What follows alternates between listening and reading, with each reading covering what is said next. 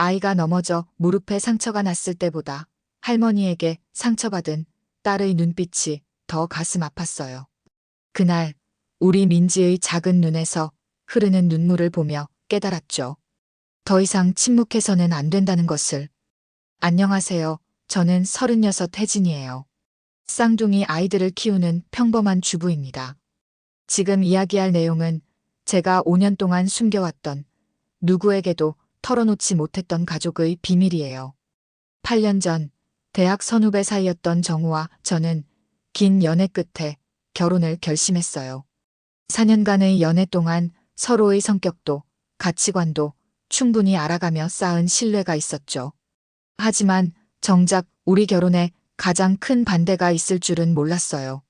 정우야, 어머님이 날 왜 그렇게 싫어하시는 거야? 혜진아, 어머니가 너를 싫어하는 게 아니야. 그냥 아들에 대한 기대가 크셔서 그래. 처음 상견례 자리에서 시어머니의 차가운 눈빛을 아직도 잊을 수 없어요. 식사 내내 저를 위아래로 훑어보던 그 시선. 우리 아들은 대기업 과장인데 여자는 왜 이렇게 평범한 걸 골랐니? 너 능력으로는 의사나 변호사 부인도 될 수 있었어. 정우는 당황하면서도 저를 감싸주려 애썼어요. 어머니 혜진이는 제가 사귄 여자 중 가장 마음씨 좋고 현명한 사람이에요. 직업이나 스펙보다 중요한 게 있잖아요. 그래, 내가 좋다면야 어쩔 수 없지.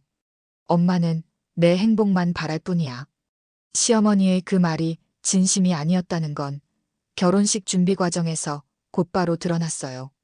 청첩장 문구부터 결혼식 순서, 심지어 신혼여행 장소까지 모든 것에 간섭하셨죠.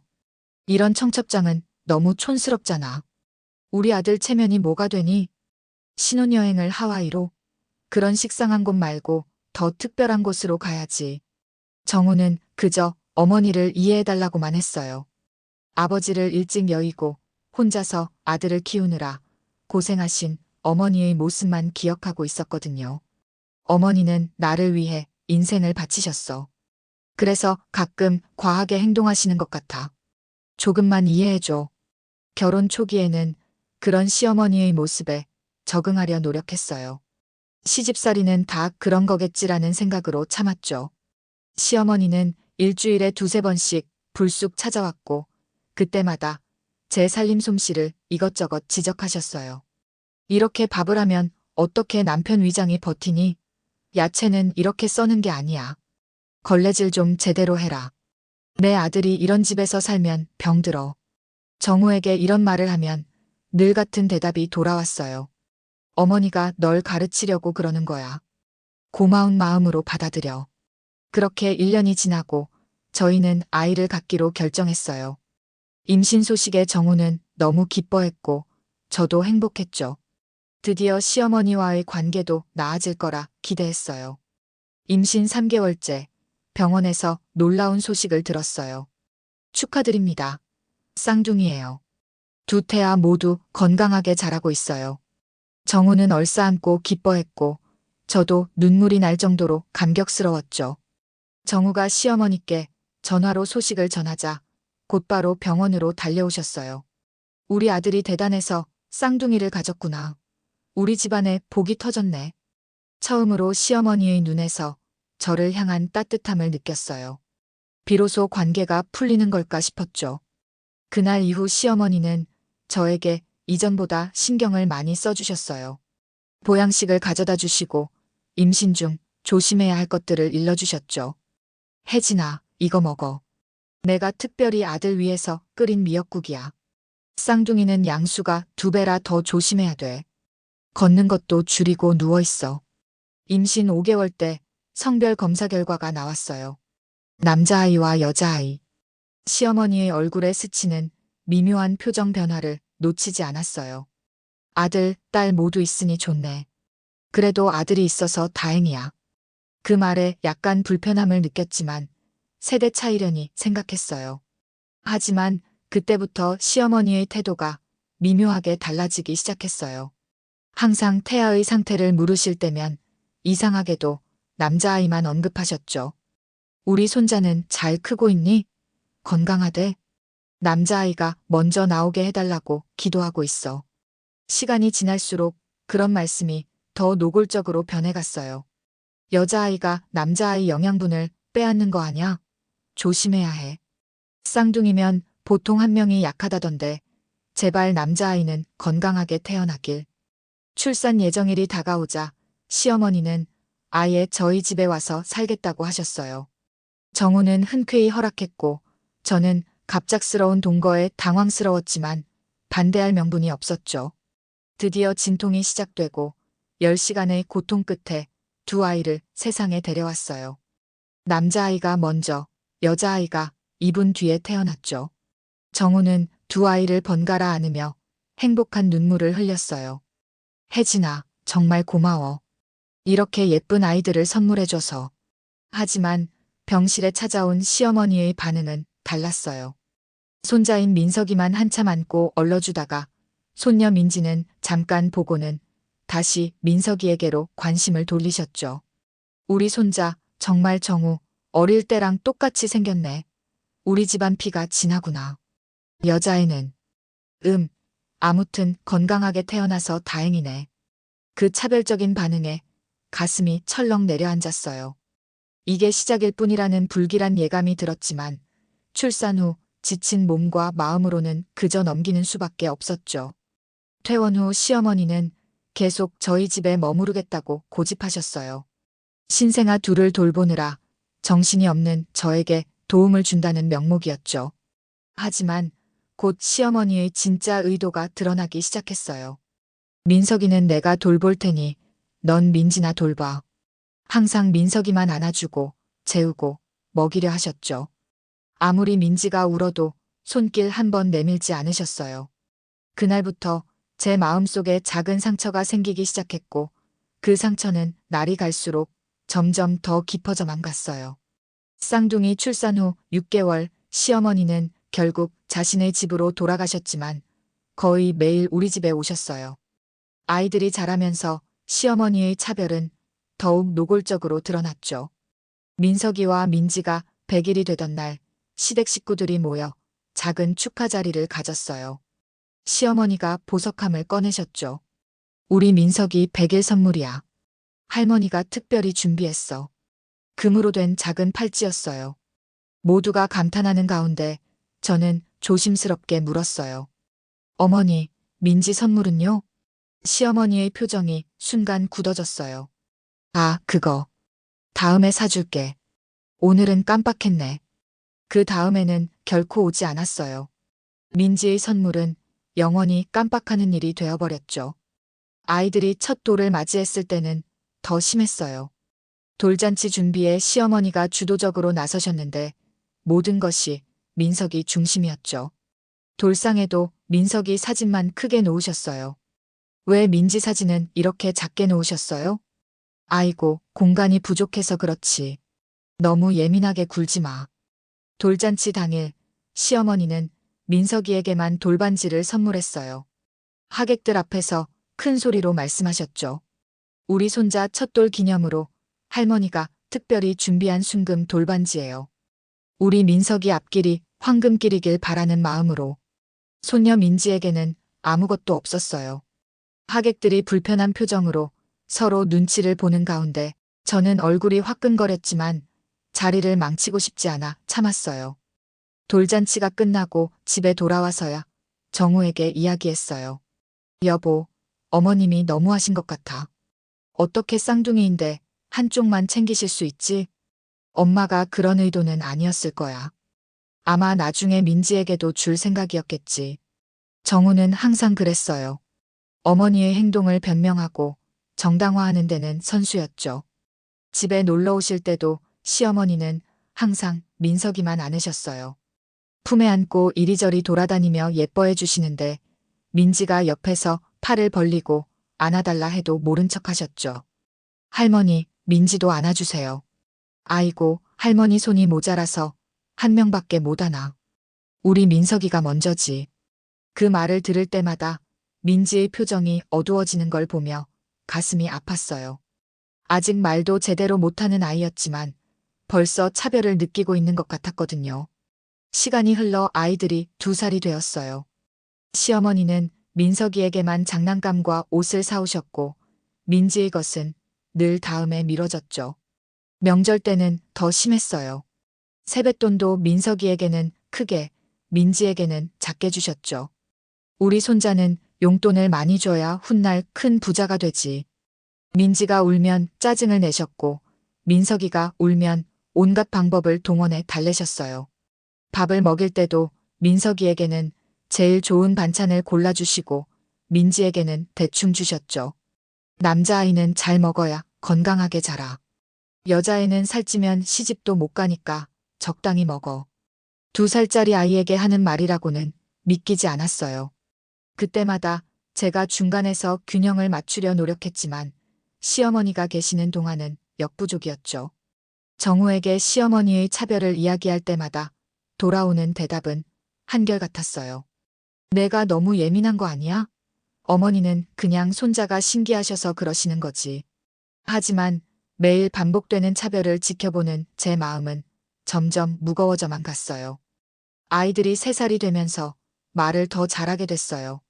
민지도 이제 자기 생각을 말로 표현하기 시작했죠. 그때부터 시어머니의 말이 더 직접적인 상처가 되기 시작했어요. 어느 날 민지가 시어머니에게 다가가 안아달라고 했어요. 할머니, 안아줘. 시어머니는 민지를 밀어내며 말했어요. 비켜, 할머니는 지금 민석이랑 놀고 있어. 내 엄마 나 찾아가. 민지의 눈에 눈물이 그렁그렁 맺히는 걸 보며 가슴이 찢어지는 것 같았어요. 그런 상황이 반복될수록 민지는 점점 소심해지고 말수가 줄어들었어요. 아이들이 서로 장난감을 가지고 다툴 때면 시어머니는 항상 민석이 편을 들었어요. 민지야, 오빠가 갖고 싶다면 양보해야지. 여자애가 그렇게 고집부리면 안 돼. 여자아이는 어려서부터 참고 양보하는 법을 배워야 해. 말이 트이자 시어머니의 발언은 더 신랄해졌어요. 민지가 무언가 말대답을 하거나 자기 주장을 할 때면 시어머니는 화를 냈죠. 내 엄마 닮아서 여우처럼 말이 많구나. 여자는 말 많으면 집안 망친다. 계집애가 그렇게 날카롭게 굴면 나중에 시집가서 쫓겨난다. 3살짜리 아이에게 하는 말이라고는 믿기지 않았어요. 민지는 시어머니의 말을 다 이해하진 못했을 테지만 그 말투와 표정에서 느껴지는 감정은 충분히 알아챘을 거예요. 어느 날 민지가 제게 물었어요. 엄마, 할머니는 왜 민지 안 좋아해? 그 순간 가슴이 찢어지는 것 같았어요. 3살배기가 이미 자신이 사랑받지 못한다는 걸 느끼고 있었다니요. 아이를 꼭 안아주며 달래줬어요. 아니야, 할머니도 민지를 좋아하셔. 다만 표현하는 방식이 조금 다르실 뿐이야. 거짓말이었지만 아이에게 할 수 있는 최선의 말이었어요. 하지만 민지의 눈빛은 이미 제 말을 믿지 않는다고 말하는 것 같았죠. 시어머니는 심지어 아이들 외모까지 비교했어요. 민석이는 우리 정우 닮아서 눈매가 똑똑해 보이는데 민지는 누굴 닮아 저렇게 생겼니? 남자아이는 좀 통통해도 귀여운데 여자아이는 살 빼야 예쁘다고 봐줘. 민지는 너무 먹이지 마. 상황이 점점 심각해지는 걸 느꼈지만 정우는 여전히 어머니 편이었어요. 엄마가 그런 의도로 말씀하신 게 아니야. 내가 너무 과민하게 받아들이는 거지. 어머니 세대에는 다 그렇게 말했어. 문화 차이라고 생각해. 아이들이 4살이 되던 해여름, 시어머니께서 일주일간 아이들을 봐주겠다고 하셨어요. 정우와 제가 결혼기념일 여행을 가게 된 거였죠. 처음에는 거절하려 했지만 정우가 너무 좋아해서 결국 승낙했어요. 여행에서 돌아와 보니 민지의 눈빛이 달라져 있었어요. 더 위축되고 더 조용해져 있었죠. 무슨 일이 있었는지 물었지만 대답을 하지 않았어요. 잠자리에 들기 전 민지의 등을 씻겨주다 작은 멍자국을 발견했어요. 민지야, 이거 어떻게 된 거야? 할머니가. 민지가 말 안 들어서. 그 말을 듣는 순간 온몸에 전율이 흘렀어요. 시어머니가 우리 아이에게 손찌검을 했다니. 정우에게 바로 이야기했지만 그의 반응은 실망스러웠어요. 아이들 훈육하다 보면 그럴 수도 있지. 너무 예민하게 굴지 마. 내가 직접 본 것도 아니잖아. 아이들 말을 너무 고지곳대로 믿으면 안 돼. 그날 밤 저는 침대에 누워 한참을 울었어요. 내 아이를 지키지 못했다는 죄책감과 남편이 내 편이 되어주지 않는 서운함에 가슴이 찢어지는 것 같았죠. 하지만 그때까지만 해도 저는 참고 견뎠어요. 가족이니까, 시어머니니까 하는 핑계를 대며요. 그런 인내가 얼마나 위험한 것인지 그때는 몰랐습니다. 아이들이 5살이 되던 날, 저는 작은 생일 파티를 준비했어요. 시어머니도 초대했지만 내심 오지 않으셨으면 했죠. 하지만 예상대로 시어머니는 오셨고 손에는 커다란 선물 상자를 들고 계셨어요. 우리 민석이 생일 선물이야. 할머니가 특별히 골랐어. 상자를 열자 고급 장난감 자동차가 나왔어요. 민석이는 기뻐 뛰었고 민지는 기대에 찬 눈으로 시어머니를 바라봤어요. 할머니, 민지 선물은요? 시어머니는 못 들은 척 민석이만 안고 웃으셨어요. 저는 더는 참을 수 없어 말했어요. 어머니, 민지 선물도 준비하셨어야죠. 오늘은 두 아이 모두 생일이에요. 아이고, 깜빡했네. 다음에 사줄게. 그 다음에라는 말이 또 나왔어요. 5해 동안 그 다음에는 한 번도 오지 않았는데요. 민지의 눈에 눈물이 고였어요. 할머니는 민지 안 좋아해요? 시어머니는 짜증스런 표정으로 민지를 노려봤어요. 내가 오빠처럼 착했으면 할머니가 더 좋아했을 텐데. 계집애가 말대꾸는. 그 말에 민지는 그 자리에서 울음을 터뜨렸고 제 가슴 속에선 무언가 끊어졌어요. 아이를 달래고 케이크를 자르는 동안에도 마음이 무거웠죠. 파티가 끝난 후 아이들이 새 장난감을 가지고 놀고 있을 때였어요. 민지가 호기심에 민석이의 새 자동차를 만졌어요. 안 돼. 내 거야. 민석이가 소리치며 자동차를 잡아당겼고 민지도 놓지 않았어요. 신랑이 중에 시어머니가 다가와 갑자기 민지의 손을 세게 내리쳤어요. 이런 버릇 없는 계집애. 오빠 물건에 손 떼면 어떡해. 민지가 놀라서 자리에 주저앉았어요. 시어머니의 표정은 제가 본 적 없는 분노로 가득했죠. 할머니 무서워요. 민지의 떨리는 목소리에 시어머니는 더 화를 냈어요. 무서우면 바르게 굴어. 남의 물건에 손 떼는 도둑 같은 짓 하지 말고. 민지가 더 큰 소리로 울자 시어머니는 참지 못하고 손을 들어 민지의 뺨을 팡 하고 때렸어요. 그 순간 제 안의 무언가가 폭발했어요. 5해 동안 참아온 분노와 서러움이 한꺼번에 터져나왔죠. 어머니, 지금 뭐 하시는 거예요? 아이를 끌어안고 시어머니 앞을 가로막았어요. 어머니가 우리 아이를 때리다니 말이 됩니까? 지금 당장 사과하세요. 시어머니는 오히려 더 큰 소리로 맞받아쳤어요. 이런 버릇없는 년. 내가 우리 손자를 위해서 그런 건데 내가 감히 시어머니한테 큰 소리야? 이건 훈육의 문제가 아니에요. 어머니는 처음부터 민지를 미워하셨어요. 아이가 뭘 잘못했다고 이렇게까지 하세요? 내가 제대로 가르치지 못해서 그렇지. 딸년만 편애하니까 버릇이 없지. 딸년이라는 말에 가슴이 철렁 내려앉았어요. 시어머니의 차별이 단순한 남아선호가 아닌 깊은 혐오에서 비롯됐다는 걸 그제야 완전히 깨달았죠. 지금 당장 우리 집에서 나가주세요. 더 이상 어머니를 우리 아이 앞에 세울 수 없어요. 뭐, 내가 감히 시어머니를 쫓아낸다고? 정우 오면 어떻게 될 줄 알아. 그 순간 일이 벌어졌어요. 시어머니가 저를 밀치려다 제가 비틀거리면서 탁자 모서리에 이마를 부딪혔어요. 순간 피가 흘렀고 놀란 아이들이 비명을 질렀죠. 엄마, 엄마. 시어머니는 잠시 당황한 듯 했지만 곧 자기 잘못을 인정하지 않았어요. 내가 먼저 덤벼서 그런 거야. 내가 밀친 게 아니라고. 피를 닦으며 아이들을 안심시켰어요. 그리고 단호하게 말했죠. 어머니, 제발 가주세요. 남편이 오면 모든 걸 이야기할 거예요. 5해 동안 참아온 모든 것들을요. 시어머니는 씩씩거리며 가방을 챙겨 나갔어요. 문을 쾅 닫으며 한마디 던지셨죠. 두고 봐. 정우가 알면 내가 어떻게 되는지. 시어머니가 떠난 후 아이들을 달래며 마음을 진정시켰어요. 이제는 더 이상 참을 수 없다는 걸 깨달았죠. 5년간의 침묵이 아이들에게 얼마나 큰 상처가 됐는지를요. 특히 민지에게요.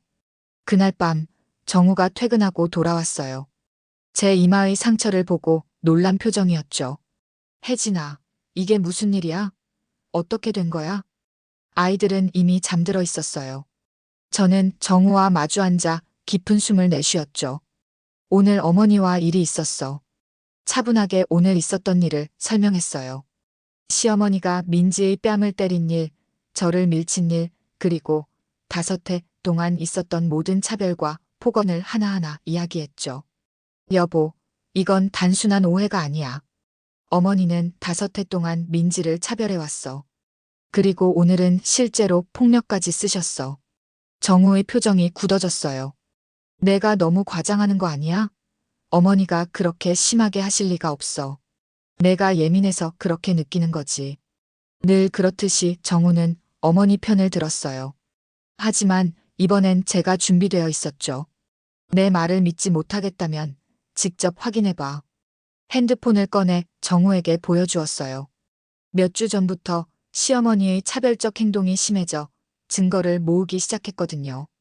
아이들 방에 설치한 가정용 CCTV에 오늘 시어머니가 민지를 때리는 장면이 고스란히 담겨 있었어요. 영상을 보는 정우의 얼굴이 창백해졌어요. 그 뒤로 지난 몇 개월간 제가 기록해온 시어머니의 발언들, 차별 행동들, 그리고 민지의 상처받은 모습이 담긴 사진들도 보여줬어요. 이건 말도 안 돼. 정우의 목소리가 떨렸어요. 평생 존경해온 어머니의 다른 면모를 처음 본 충격이었겠죠. 여보, 이건 일회성 사고가 아니야. 어머니는 처음부터 민지를 미워하셨어. 민석이만 예뻐하시고 민지에겐 항상 차갑게 대하셨지. 왜 이걸 이제야 얘기해? 왜 진작 나한테 말하지 않은 거야? 말했잖아, 여러 번. 하지만 당신은 항상 내가 예민하다. 어머니가 그럴 리 없다며 내 말을 무시했어. 정우는 한동안 아무 말도 하지 못했어요. 그저 영상을 반복해서 보며 깊은 충격에 빠진 듯 했죠. 아버지가 돌아가신 뒤로 어머니는 나만 의지하셨어. 나한테 모든 걸 걸고 살아오셨는데. 그래서 당신 아들만 사랑하고 딸은 미워해도 괜찮다는 건가요? 아이들에게 이런 상처를 줘도 된다는 거예요? 정우는 괴로워하며 머리를 감싸 쥐었어요. 평생 완벽하다고 생각했던 어머니의 모습이 산산조각 나는 순간이었겠죠. 여보, 이제 선택해야 해. 당신의 어머니 아니면 당신의, 아니, 우리의 아이들. 왜 그런 극단적인 선택을 강요해? 내가 강요한 게 아니야. 어머니가 그렇게 만드신 거야. 5해 동안 아이들, 특히 민지가 얼마나 상처받았는지 알아? 민지의 자존감이 얼마나 무너졌는지? 정우는 한참을 생각하더니 일어나 아이들 방으로 향했어요. 잠든 아이들의 모습을 한참 바라보던 그가 마침내 입을 열었어요. 미안해, 혜진아. 내 말이 맞아. 내가 눈을 감고 있었어. 어머니에 대한 맹목적인 믿음 때문에 우리 아이들이 상처받는 걸 보지 못했어. 정우의 눈에 눈물이 고였어요. 내가 얼마나 나쁜 아빠였는지, 우리 민지가 얼마나 상처받았을지. 그날 밤 정우는 오랫동안 민지의 침대 옆에 앉아 있었어요. 자는 아이의 머리를 쓰다듬으며 눈물을 흘리더군요. 다음 날 아침 정우는 회사에 휴가를 냈어요. 그리고 단호한 표정으로 저에게 말했죠. 어머니를 만나러 갈 거야. 이 문제를 지금 당장 해결하고 와야겠어. 같이 갈게. 아니, 내가 아이들을 돌봐. 내가 다녀올게. 이건 내가 해결해야 할 문제야. 그의 눈빛에서 결심이 보였어요. 5해 만에 처음으로 정우가 진정한 가장으로서, 아버지로서 책임을 지려는 모습이었죠. 정우가 시어머니를 만나러 간 후 집에서 아이들과 기다리는 동안 가슴이 두근거렸어요. 한편으로는 정우가 어떤 태도를 보일지 불안했지만 다른 한편으로는 그가 결단을 내린 모습에 작은 희망도 생겼죠.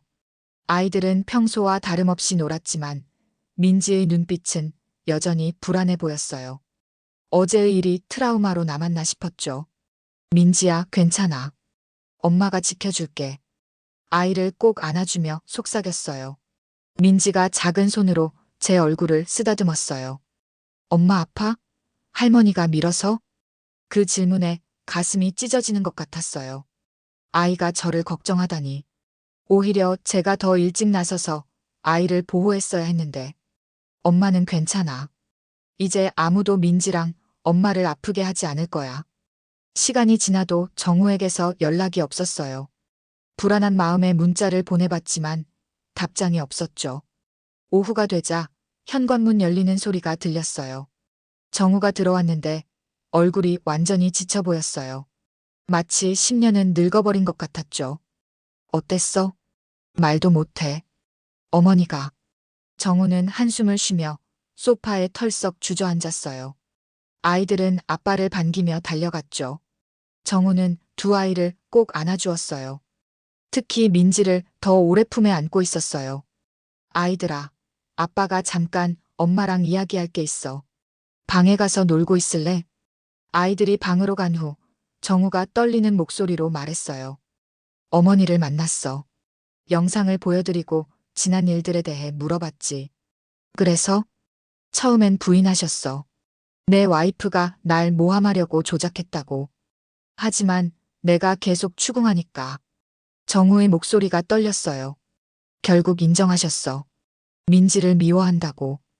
여자아이라서. 그리고 내가 낳았기 때문에. 뭐라고? 내가 낳아서? 어머니는 내가 의사나 변호사 같은 대단한 여자와 결혼하길 바라셨대.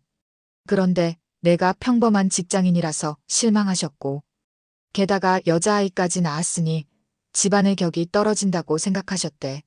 말도 안 되는 이유에 할 말을 잃었어요.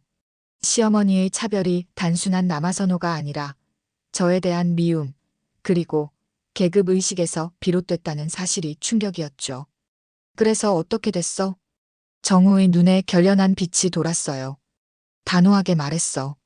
어머니, 이제 선택하셔야 합니다.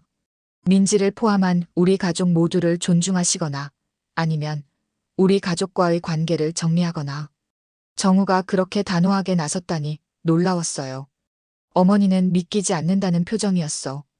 내가 감히 어머니한테 그런 식으로 말한다고 하시더라고. 그래서 더 분명히 말했지. 네, 제 아내와 아이들을 지키기 위해선 어머니께도 이렇게 말씀드릴 수 있습니다. 가슴이 뭉클해졌어요. 5해 만에 처음으로 정우가 완전히 우리 편에 선 거예요. 어머니는 계속 화를 내셨어. 내 탓이라고, 내가 날 이간질했다고. 하지만 이제 난 어머니의 진짜 모습을 봤으니 더는 속지 않아. 정우는 잠시 침묵했다가 말을 이었어요. 그런데 상황이 점점 심각해졌어. 어머니가 히스테릭하게 소리를 지르시더니 갑자기 가슴을 부여잡으셨어. 숨을 못 쉬는 것 같았어. 설마. 응, 구급차를 불러 병원에 모셨어. 다행히 심각한 상태는 아니래. 스트레스성 협심증이래. 어쨌든 다행이라는 생각이 들었어요. 아무리 그래도 시어머니에게 큰일이 생기길 바라진 않았으니까요. 병원에서 정우의 이모가 와서 시어머니를 돌봤다고 해요.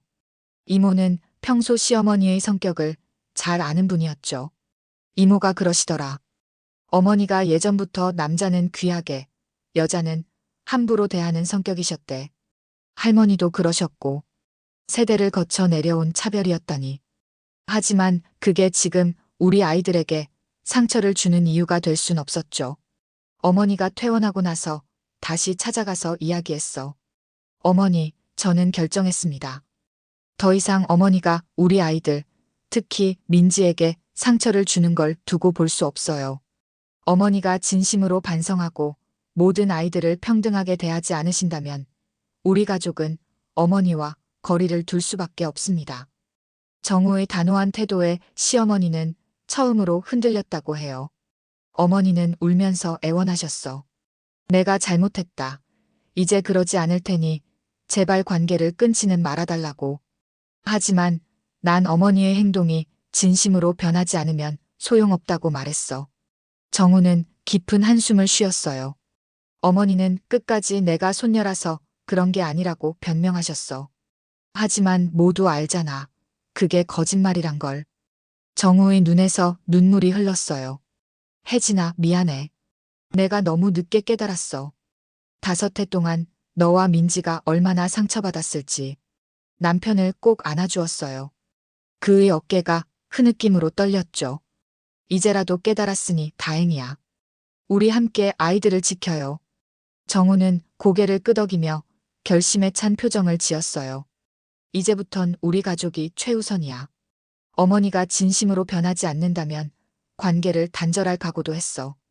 그날 저녁 정우는 오랜만에 두 아이와 함께 진심으로 놀아주었어요. 특히 민지에게 더 많은 애정과 관심을 보여주었죠. 아이의 얼굴에 오랜만에 환한 미소가 번졌어요. 시어머니와의 대립 후 우리 가족에겐 많은 변화가 찾아왔어요. 가장 큰 변화는 이사를 결정한 거예요. 같은 동네에 사는 한 시어머니와의 마주침이 불가피했고 그것이 아이들에게 좋지 않을 것 같았거든요. 여보, 아이의 새로운 시작을 하는 건 어때? 아이들도 이제 곧 학교에 들어갈 나이인데. 정우는 흔쾌히 동의했어요. 이제 그는 모든 면에서 달라져 있었죠. 더 이상 어머니 눈치를 보지 않고 우리 가족을 최우선으로 생각했어요.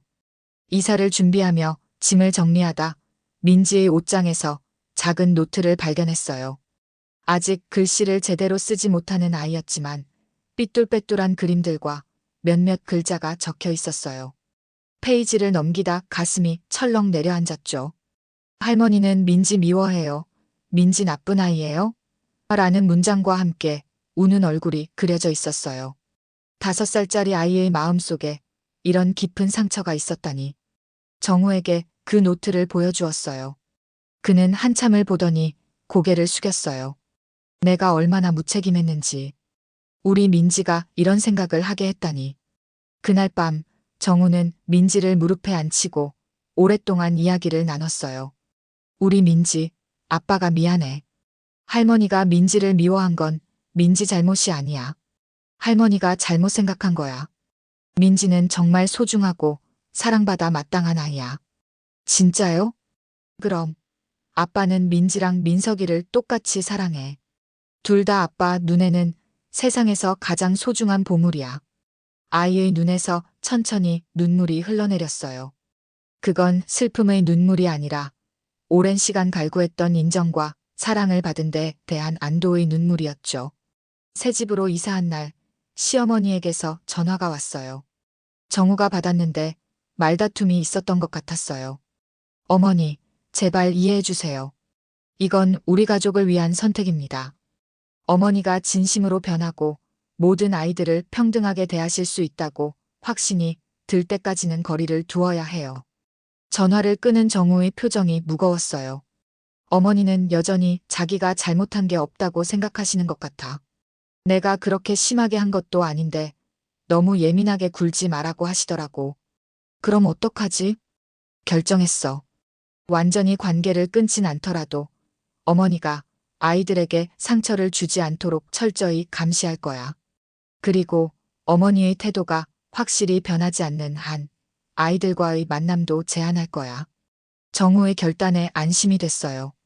드디어 진정한 가장으로서, 아버지로서 책임을 다하는 모습이었으니까요. 새 집에서의 생활은 신선했어요. 아이들도 새로운 환경에 잘 적응했고, 특히 민지는 마치 다른 아이로 변한 것처럼 활기를 되찾았어요. 말수도 늘고 웃음소리도 커졌죠. 어느 날 민지가 유치원에서 그린 그림을 가져왔어요. 행복한 가족의 모습이었는데 모두가 웃고 있었죠. 민지야, 정말 예쁘게 그렸네. 이게 우리 가족이구나. 응, 행복한 우리 가족이에요. 그 말에 가슴이 뭉클해졌어요. 드디어 아이가 가족 안에서 행복을 느끼게 된 거예요. 정우도 변했어요. 더 자주 집에 일찍 들어오고 주말엔 항상 아이들과 시간을 보냈죠.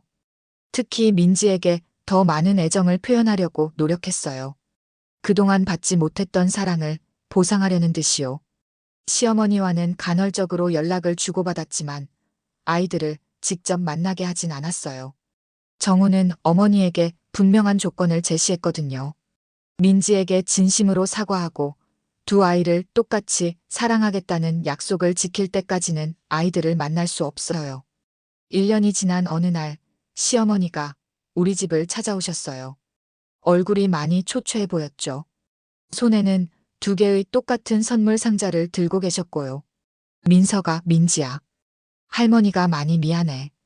이제부턴 두 사람 모두 할머니의 소중한 손주야. 아이들은 처음엔 경계했지만 시어머니의 진심 어린 사과에 조금씩 마음을 열었어요. 특히 민지는 처음으로 할머니에게 웃음을 보였죠. 작은 변화였지만 그것은 새로운 시작의 징표였어요. 그날 밤 아이들을 재우고 정우와 조용히 이야기를 나눴어요. 어머니가 정말 변하셨을까? 글쎄, 완전히 변하셨다고 확신하긴 어려워. 하지만 노력하고 계신 건 분명해. 우리도 기회를 드려야겠지. 그래, 천천히 지켜보자. 아이들이 상처받지 않는 한에서 창밖의 보름달이 밝게 빛나고 있었어요. 우리 가족이 겪은 어둠이 저 달빛처럼 밝은 희망으로 바뀌길 바라며 정우의 손을 꼭 잡았어요. 우리의 싸움은 끝났을지 몰라도 민지의 상처를 완전히 치유하기까진 오랜 시간이 필요할 거예요. 하지만 이젠 혼자가 아니에요. 우리 가족 모두가 함께 할 테니까요. 민지와 민석이 모두 동등한 사랑을 받으며 잘할 수 있도록 우리는 계속해서 노력할 거예요. 오늘의 이야기는 여기까지입니다. 여러분의 구독과 좋아요는 영상 제작에 큰 힘이 됩니다. 구독과 좋아요 부탁드립니다.